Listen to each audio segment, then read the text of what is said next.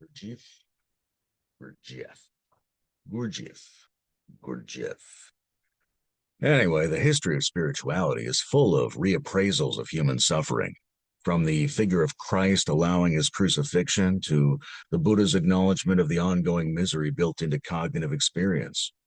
In the sadhana or work of Gurdjieffian practice, a full half of your existential development is related to intentional suffering.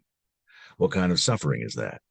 Well, there's ordinary suffering, some of which you simply have to accept, a lot of which is just because you're doing things wrong, holding on too tightly or too loosely to the things that matter.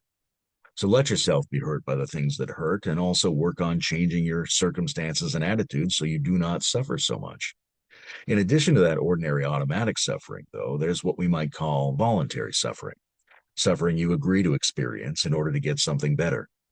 An Olympic athlete has to voluntarily undergo a great deal of misery to win that gold medal. Quitting a toxic addiction sucks, but it's usually worth it. Letting other people have their values and temperaments different than yours is miserable, but tolerating it is necessary for a healthy, free, and thriving society. But then there's intentional suffering that we intend. I would describe that as leaning into the core of the suffering as if for its own sake, as if the desirable thing was the force of the suffering itself. The tension or disagreement between the different values within you, between different strong behavioral possibilities, two sides of a decision, between who you think you are and how you've been behaving.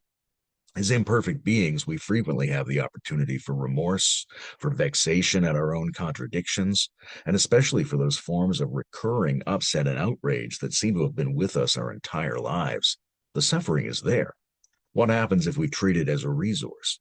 What happens if we prepare ourselves to recognize those moments, those temporary windows of upset, and try to hold ourselves in that fire where the conflicting drives are electrocuting each other?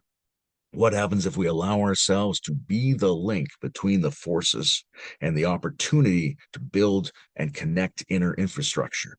Not in the best of times, but in our stupid, painful, undecided, and self critical moments. This is a core Gurdjieffian question.